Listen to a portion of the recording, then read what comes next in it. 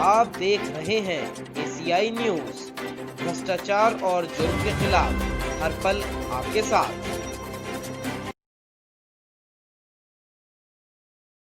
नमस्कार, मैं मोन्टू राजा, anti corruption India से स्वागत है आपका। किसी भी देश को चलाने के लिए, अग्रसर करने के लिए स्वास्थ्य जो है वो बहुत ही एक महत्वपूर्ण किरदार निभाता है। और आज देश के अंदर तमाम ऐसी जगहें हैं जहां पे स्वास्थ्य सुविधाएं उपलब्ध नहीं है। इसी के चलते हमारे समक्ष एक बात आई जो कि डेमोक्रेटिक पार्टी ऑफ इंडिया है, वो समस्त देश के अंदर जो रूरल एरिया हैं, जो रूरल बेल्ट है, जिनको सुविधाएं स्वास्थ्य की मुहैया नहीं हो पाती हैं, उन सब के लिए डेमोक्रेटिक पार्टी ऑफ इंडिया जो है वो कई कदम उठा रही है। हमारे साथ जो है वो national general secretary democratic party of India की डॉक्टर ऋचा शर्मा जी मौजूद हैं। उनसे हम इस बारे में जानेंगे। मैम, स्वागत है आपका एंटी करप्शन इंडिया में। नमस्ते मोन्टू जी। मैम, ये जो रूरल एरियाज के अंदर और समस्त देश में अगर हम बात करें तो डेमोक्रेटिक पार्टी ऑफ इंडिया जो है वो मेडिकल एड एक तरह से प्रोवाइड करने जा रहा है जनता को। इसके बारे में बताएं। हाँ मोन्टू जी, डेमोक्रेटिक पार्टी ऑफ इंडिया ने काफी सारे मुहिम जो है वो चालू अभी स्टार्ट किए हैं। उसमें जैसे जस्टिस फॉर ऑल है, फिर जनता दरबार है, उसके अलावा हमने यूथ एम्पावरमेंट शुरू किया है। ये काफी अच्छे पैमाने पे पिक कर रहा है। इसके अलावा हमारा जो नेक्स्ट इनिशिएटिव है वो है फ्री हेल्थ एड का।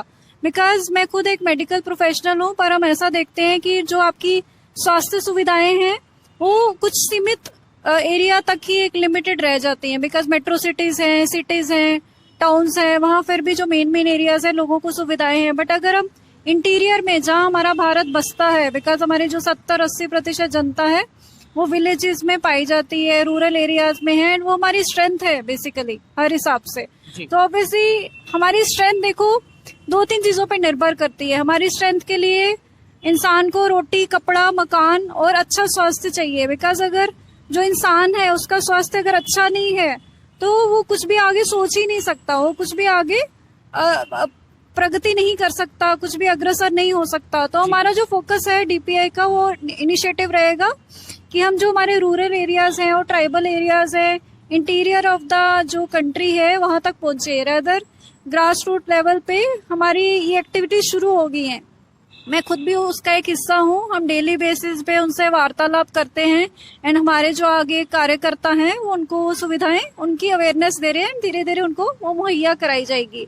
इसके अलावा है कि जैसे अभी कोरोना काल है एंड काफी सारे ऐसे एरियाज हैं जहाँ पे जो लोग हैं वो डॉक्टर तक नहीं पहुंच पाते या डॉक्टर वहां नहीं पहुंच पाता। बिकॉज अभी जैसी हालात हैं, आप देखते हैं सड़कों की, हर चीज की कितनी खस्ता है, तो ऑब्वियसली वहां पे पहुंचना कभी कभी असंभव हो जाता है।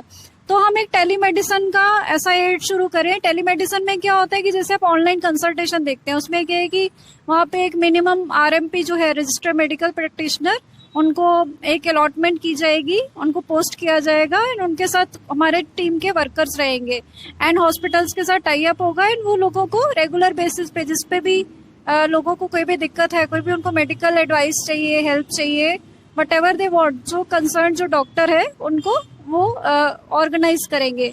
इससे क्या एटलीस्ट जो उनकी बेसिक नेसेसिटीज हैं, बेसिक जो हेल्थ रिलेटेड इश्यूज हैं वो कवर अप हो सके। ये हमारा एक बेसिक है जो हम स्टार्ट करेंगे, धीरे धीरे इसे एक्सपैंड किया जाएगा एंड ये पूरे कंट्री में किया जाएगा। ऐसा नहीं कि पर्टिकुलर एरिया में ही फिक्स रखेंगे। तो मेनली जो है, जो रूरल बेल्ट है जहाँ पे चीजें सुविधाएं उपलब्ध नहीं है, वो आपने मेन फोकस अभी लिया है। अक्रॉस इंडिया आप लोग कर रहे हैं, तो इसमें ये जानना चाहेंगे कि किस तरह की सुविधाएं होंगी, क्योंकि कई जगह पे है जो बहुत, जिनको नॉलेज भी नहीं है, अवेयर नहीं है बेसिक चीजों के लिए, जो महिलाएं हैं, तो किस तरह की मदद आप लोग दे रहे हो? हाँ, ये आपने बड़ा अच्छा सवाल पूछा। अभी हाल ही में मेरी परसों ही बात हुई थी ट्राइबल एरिया की फीमेल से, वुमेन से।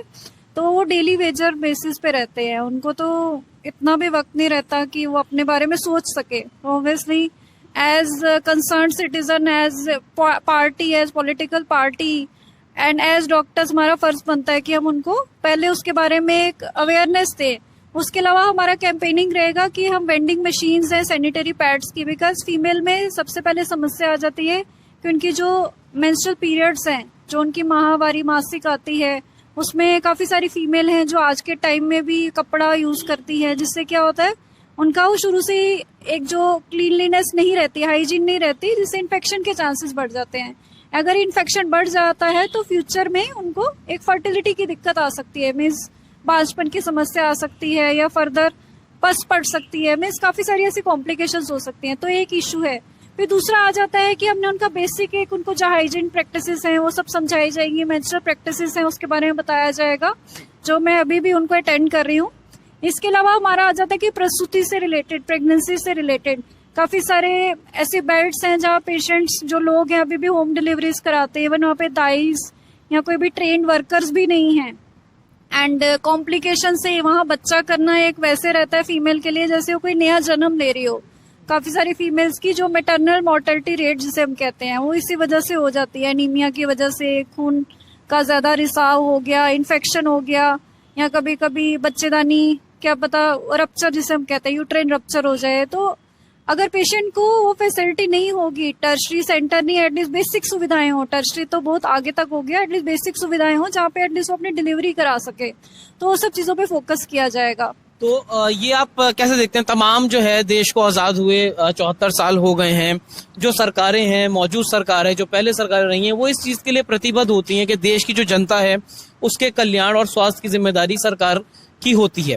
तो आपको अभी, क्योंकि जो डेमोक्रेटिक पार्टी ऑफ इंडिया कहीं से जीती भी नहीं है पार्टी, और अपार्ट मतलब बिना जीते हुए भी आप इस तरह के जो कार्य कर रही हैं, क्या सोचती हैं कि डेमोक्रेटिक पार्टी ऑफ इंडिया जो है उसका जो फ्यूचर है, एक तरह से जो भविष्य है, वो कहाँ देखती हैं आप?